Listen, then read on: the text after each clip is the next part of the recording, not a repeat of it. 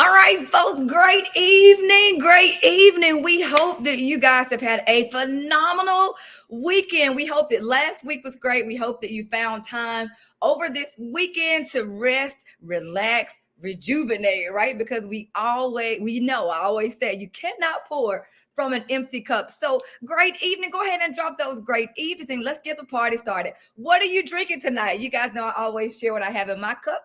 Tonight, I have some tea from a local business owner, Sip Secret Tea, and I actually love. It's called a Time to Tea.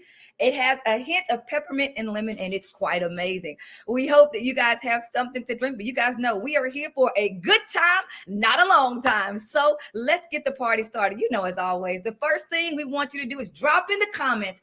I'm ready to make boss moves. Go ahead right now with the comments. Drop that. I don't care where you are from, what your profession is. I need you right now to make a decision that it does not matter your position. It matters that you are operating in purpose. Let me say it one more time. It does not matter if you are the janitor. And can I tell you, our schools and our businesses cannot run without amazing janitors, right? Or if you are the CEO. I don't care if you are the Uber driver. Right now, you can decide, regardless of the position, that my life has a purpose and I am ready to walk in it. So go ahead and drop it in the comments. I'm ready to make boss moves. Also, do us a good favor. Like and share this comment or tag a few friends in because, again, it's all about us helping each other grow. You guys help me grow, and it's my desire to do that exact same thing for you. Yes, this tea is amazing. You should grab you some. I'll drop it in the link, right? She's absolutely amazing, and her products are awesome as well. Again, I'm ready to make boss moves. Tonight, we're jumping on in hot and heavy. We're talking about time management, y'all. It is a real thing. It is a fact that if you don't manage your time, it will manage you. And I'm going to give some silence there. But if you don't manage your time, I assure you that it's going to manage you. You will look up, and this is, sometimes we have a fear of failure, but the more I am growing and evolving, we should really have a fear of being stagnant. That's really what the fear should be. We should be afraid of 6 months from today being in the same exact spot that we are right now, right? So how do we activate this evolution? How do we work on becoming better? It starts with time management. It starts with time management and discipline. Those two things go hand in hand, my friends. And am I saying this tonight coming from a place if I have it figured out? No. No, I don't have it all figured out. As a matter of fact, I'm continuing to learn and to grow in that area. And that's what we're going to do tonight. We're going to learn and grow together. So let's talk about it. Time management. In the chat, go ahead and drop for me. Right now, what would you say from your waking hour, your first full hour of being awake, what are you spending your time on? Drop it in the chat right now. What are you spending your time on for your first waking hour? I see you. Great evening, Ms. Barnes. Irvin, hey there. Thank you for checking in. Absolutely. So go ahead and drop that in there. What are you doing right now, the first hour that you're waking? Can I tell you, like anything, any business, any organization, any goal, we must begin with the end in mind. And so even how we start our day, every single day, it matters. And so let's jump right on into what are some tips that I can offer and share with you to help you reclaim your time. And you guys know that's a famous slogan from here on out. I'm reclaiming my time, right? Too many times in life, we will let things take over. We will let people, processes, all these things take over our time, and we find ourselves frustrated. We find ourselves anxiety filled because we at the same time can feel I'm not being productive, right? So we're really leaning into this. How can I become more productive? What can I do to be more efficient and effective with my time? And so here we go. What is the first thing that I am going to offer you? The first thing I am going to say, as a data-driven practitioner, I believe that we all need to always start with our data in mind. So I want to challenge you. Track what you are doing for just the next 24 hours. From the time you wake up in the morning to the time you go to sleep tomorrow, I want to challenge you to track your time. Can I tell you, you might be amazed when you actually start looking at minute by minute, or at least 30-minute chunks. What are you doing with your time? I will never forget being a principal, my first year going into a turnaround school where I was like, no, I'm spending my time. I'm spending my time doing the thing, right? I'm spending my time engaged in teaching and learning. But then I was hit with the challenge to track my time, right? Can I tell you, when I tracked my time, I realized that I was losing a lot of time engaging in activities, engaging in like minute things that were not going to give me bang for the buck on teaching and learning, right? But I first had to see where was my time going. And so that's part of your homework. For the next 24 hours, track from the time you get up in the morning, what are you doing in the morning? What are you doing in the morning? How are you spending your lunch hours? How are you spending your commute hours home? Track. What are you doing? And again, if you say, hey, that is too much for me to do minute by minute, I get it, but I at least want to challenge you to do 30-minute segments of time, right? After you track it, Tuesday, I want you to look back at it and say, okay, where am I truly spending my time? Right? And then I want to ask you, what am I supposed to be doing with my time? What is my true purpose in life? Are the things that I'm doing with my time getting me closer to being alignment with that thing? Or is it taking me further away from my goal and my mission in life, right? And so again, the more we are real, you got to be real about the thing. You got to look and see, where is it going? It's only then that we can start to begin to build habits. It's almost like, you guys know Dave Ramsey's snowball effect for getting out of debt. Can I tell you, you can almost apply that same thing as it relates to looking at your time and then starting to build habits around things that are going to get you closer to where you want to be. So again, step one is track the thing. Can I tell you, you can only manage your time if you track it. All right. So some of you guys are amazing at having the color-coded time frames and agendas and things like that, and they keep you on track. Others are like, I don't know, I'm just winging it, right? So for a very long time, I was just winging it, right? But I got to tell you, at the same time, when we're just winging it, we again will find ourselves at the end of the day saying, oh, I did not have time for this. I did not make time for this. Oh, I ran out of time, ... But again, if you would see, what are you actually doing with your time? Not what do you think you're doing? Because what we think we're doing and what we're actually doing often are two different things. So track it. That's your homework. So tip one, homework step one is to actually track that thing. And again, if you say, I can't do that minute to minute, at least do 30-minute segments. So go ahead before you go to bed, whatever your normal wake up time, say 5 to 5:30. What was I doing? 5:30 to 6, 6 to 6:30, 6:30 to 7. And just tomorrow, track it. Don't try to adjust it. Okay. Don't cheat. Just track what your normal behaviors and your normal habits are, right? And then Tuesday, you'll come back and look at that thing. So that's tip one. Tip two, I want to challenge you to join the 5 a.m. club. So right now in the comments, tell me, what is your normal time to get your day started? Some of you say, girl, by 5 o'clock, I've been up 2 hours, right? Drop it in the chat for me. What is your normal wake up time? We're talking about reclaiming our time. We're talking about building habits that are going to help us become healthier humans, happier humans, right? So right now in the chat, and I know there's always a little lag, so I'll wait just a moment. But what is your normal wake up time? On any given work day of the week, what's your normal wake up time? 5:45. Okay. Hey, Greg. All right. Someone says, I'm on the kind of 6 a.m. team. I got a 6:30 team, 6:15. Hey, Vegas, 5:10. What are you doing at 5:10? I bet y'all she's probably working out like she is like some kind of in shape out there. 6:30. Okay.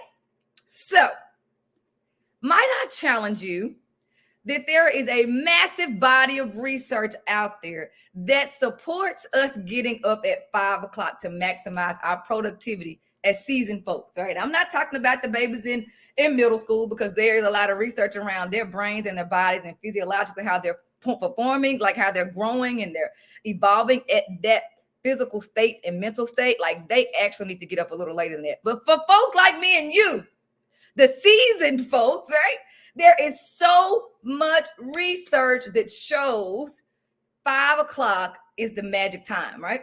Not that you guys are interested in being millionaires, right? Not that that matters, but a lot of research, even around millionaires, show they actually between 4:30 and 5 is their general time. But for the general population, just on looking at productivity and time management, 5 a.m. I want to challenge you guys over the next 2 to 3 weeks. I'm not going to say just go cold turkey tomorrow, considering bagging that thing up until 5 or 5:30 at least, right? But try over the next 2 to 3 weeks to back it back 10 minutes. 10 minutes a week, 10 minutes a week, right? So you can get it into that 5 a.m. time. And so you say, why? The research shows, right, from multiple places across multiple spectrum, that people who wake up during this time are less likely to become depressed and their anxiety levels are a lot lower. Let's guess why. Y'all drop that in the comments. Why do you think people that wake up at 5 a.m., their anxiety often is lower, right? And they have lesser chances of developing depression. Why might that be the case? Again, research supports that people that wake up at 5 have a lesser chances of becoming depressed and their anxiety levels are often lower. So drop that in the chat. Why? Why do you think that's the case? They aren't rushing to get the day started. Okay. Somebody else, what are you thinking? Why might that be the case? Waking up and getting started again, they're not rushed. They're not rushed, right? Think about they have time to complete some tasks before everyone else is up. Amen to that. Any mamas in the space? Right. Think about how many times last week you were rushing in the morning. Somebody dropped one thing that you did last week or that happened last week that happened simply because you were rushing. The question is, the research shows us that people who wake up at 5 a.m. are less likely to become depressed and they have lower levels of anxiety. So why might that be the case? And hello, boss Daniels. Good to see you. Again, why might that be the case, right? But again, somebody tell me something that happened to you last week. I will share. I left a whole laptop, right? Foster says so many things, right? So it was one of those days that I was working from home, but I have learned from me, productivity, it's good for me to get up, get dressed, and get out of the house to work, right? So I have office space, I find space outside of the house to work. Left the whole laptop because that morning I was trying to get dressed and take Tyler to school at the same time and not loop back around. Left the whole laptop at the house, right? How simple is that? But think about that over time. How many things, and that wasted, again, an hour of my time, because then in that loop, I was wasting time because I did not take time. So again, 5 a.m. club. Everybody drop in the chat 20-20-20. 20-20-20. So a part of this 5 a.m. club is really structuring when you get up early. What are you doing with the time when you get up? Okay, so let's talk about 20-20-20. And this is coming from the 5 a.m. club. It's a fantastic quick read book. Clear is the author. Again, I'll drop that in the chat as well so you can go back after and pull it. But it's a quick read, great read, right? 20-20-20. So what this says is get up that hour early. Get up at 5 a.m. and intentionally structure what you do at 5 a.m. This 20-20-20 stands for first 20, you are going to exercise. No more excuses, right? For you don't have time. Again, for me, if I don't get it done in the morning, it's really difficult after I get Tyler and we got baseball and soccer and music and homework and, right? So the first 20 stands for get your exercise in, right? Ideally, the book says to do intense exercise. But listen, you can't improve a habit you don't have. I said it, right? You cannot improve a habit you don't have. So if you have not even started exercising, just start where you are. Don't think intense. Just start somewhere. You've got to start with a habit. Start somewhere to get better with the thing, right? So again, the first 20 stands for exercising. The next 20, you are going to meditate. You are going to reflect. You are going to do this through journaling, through yoga, through something that requires you to activate mindfulness. Okay. So again, journaling, meditating, whatever that looks like for you. For some of you, that's your Bible time. For others, like just depending on who you are and how you meditate. And it doesn't have to look the same way every day. It doesn't for me, right? So again, the first 20 is exercise. The second 20 is meditate. The third is You got to figure out how are you growing, right? So a part of that third 20 is what are you doing for the day? Look at your agenda, your timed agenda for the day, right? Your timed agenda. What are you doing for the day? Also, what are you reading? This is another one that I've had for quite a while, but it's really, really good as well. Atomic Habits is a really good one. So let's say you're like, okay, well, I don't know what to do with the 20. Grab Atomic Habits. Grab a book, grab a subject that you're not well versed about, or maybe it's one that you're interested in, but grab you something, read something, listen to something, challenge yourself.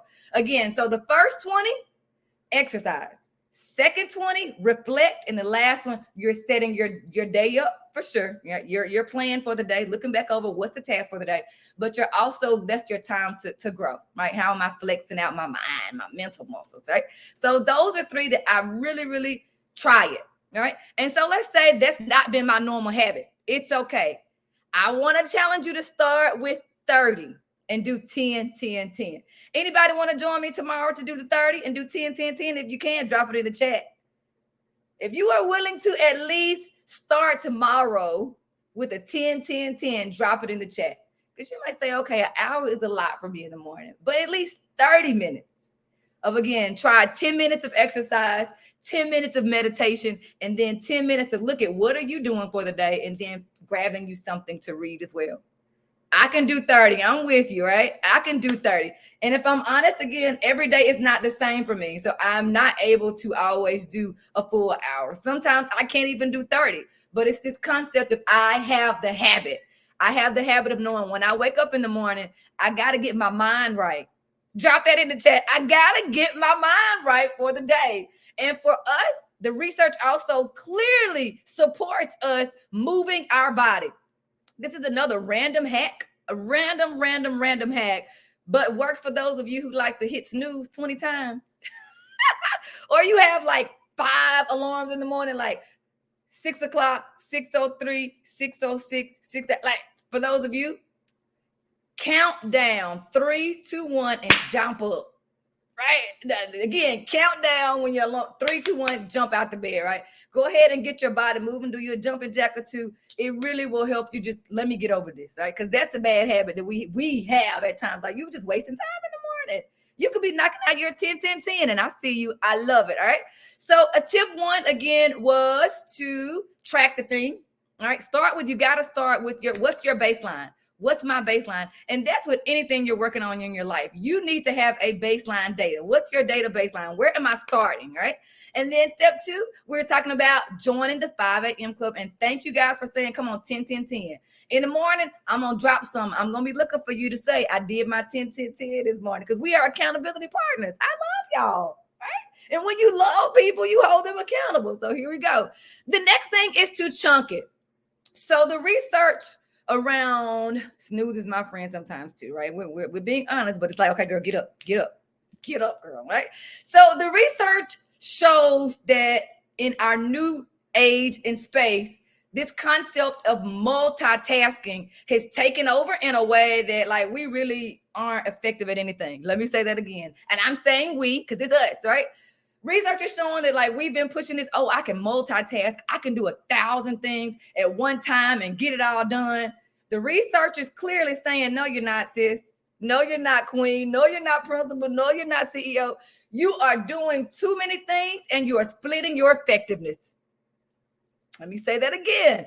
In the process of doing 1,000 things, you are also dividing your power of excellence, if you will, by doing that. And so this tip 3 is about chunking it, right? Stop trying to do 50 things at one time, right? So let's say you got a 3-hour, 4-hour span to get 4 things done. Instead of trying to do everything at one time, start with one task.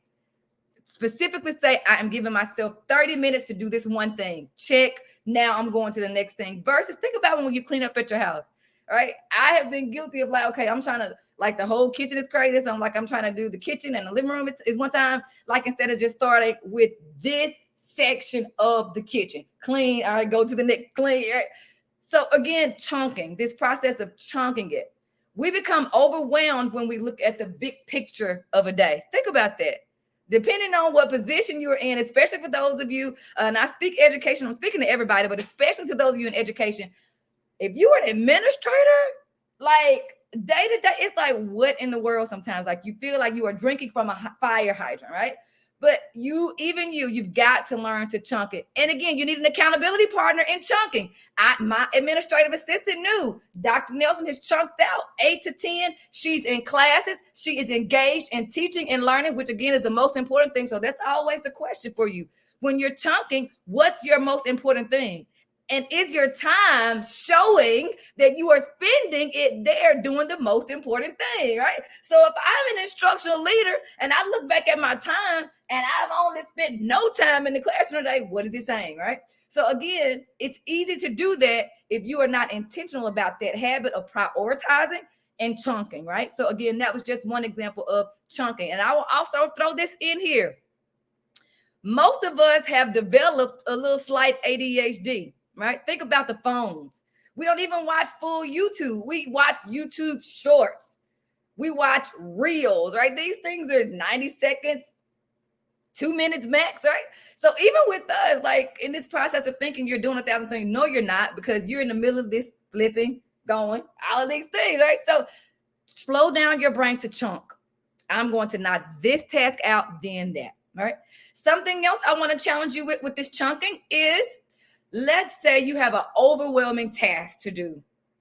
Try the 30 and 3. Drop that in. The 30 and 3. The 30 and 3 says, I am going to work diligently. I'm not going to pick up my phone. I'm going to zone in, laser jet focus on this thing for 30 solid minutes. You can put on your timer. And then I'm going to give myself a 3-minute mental break. Like it might be get up and walk to the door and back. It might be get up and run outside real quick if you have that flexibility. If you're in a classroom, activate a brain break with the whole class, right? 30 and then 3, right? So work hard 30 minutes. Let's say even at home, you clean it up 30 hard minutes and challenge yourself. What can I get knocked out in these 30 minutes? And then I have earned, y'all know we like to earn stuff. I've earned my 3-minute break. Research shows that this is working well. This is one of the reasons why, have you guys seen in the news all the new, the push around a 4-day work week?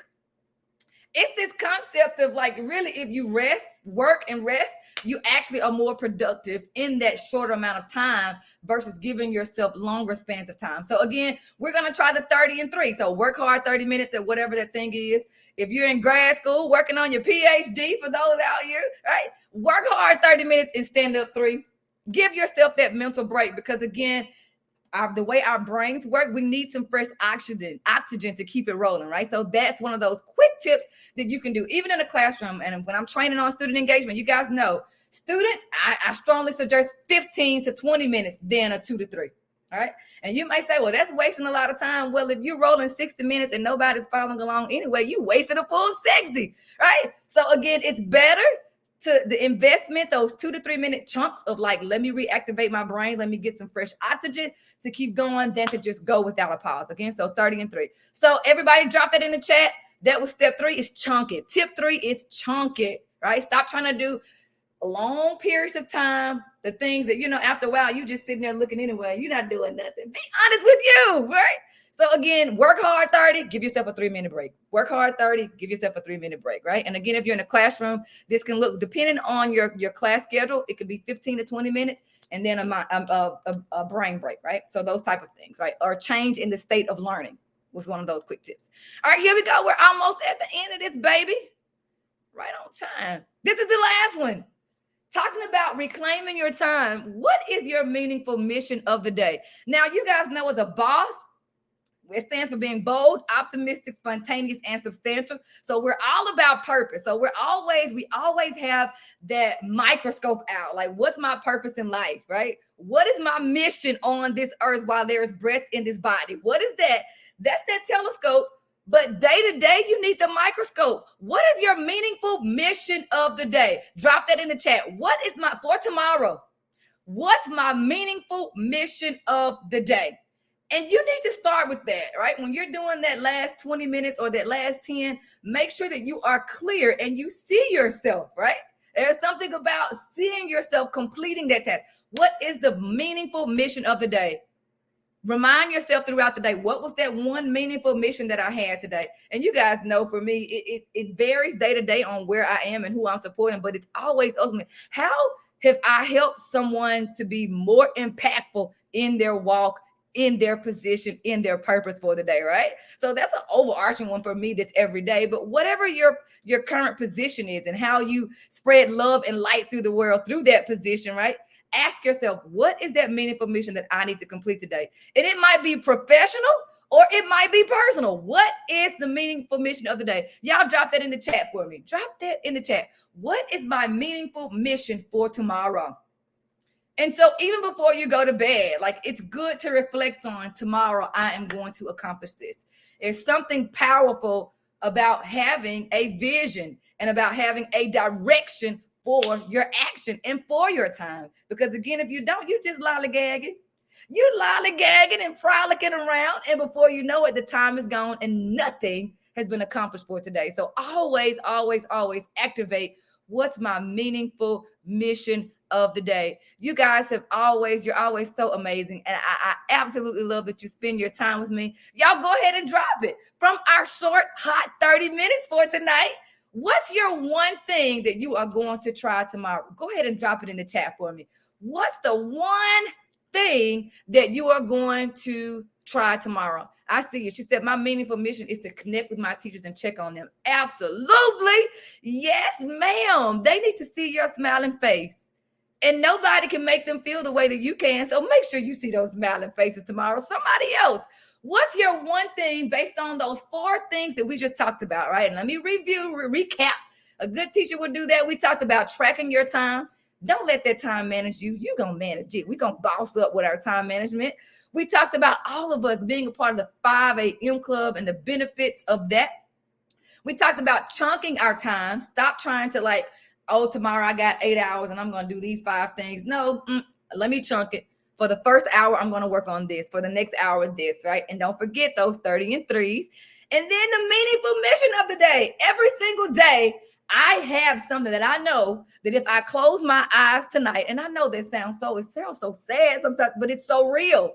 It's so real. The more I move and the older I get, I see time is not as long as it's once been, right? And then we are talking about building legacies and leaving schools and students and communities and our world better. Y'all, we got to get to it. We got to get to doing our meaningful mission of the day. So I always begin with that. What is that special, unique thing that I am doing today to help somebody else along their way? Somebody again, drop those in there for me. Meaningful mission. She said, I'm the meaningful mission. I got you. She said, I'm going to track my time and get up earlier. Pacing. Absolutely. So you won't be so overwhelmed. I can get overwhelmed looking at, because again, y'all know I'm always on the move. I can get so much stuff packed up that it's like, okay, wait a minute. Let me chunk this thing one thing at a time and focusing on pacing. Establishing my daily mission. I promise it's a game changer. Daily mission of the day. Because can I tell you guys this? You can't do it all in one day. What is that saying? Rome wasn't built in a day. It wasn't. It wasn't. So give yourself some grace. Give yourself some grace. All right. So you guys, the last thing I want to say to you, thank you guys so very much for joining us. You have been absolutely amazing as always. You guys know we are gearing up for our boss retreat. The boss retreat is such a unique event. It's a unique experience.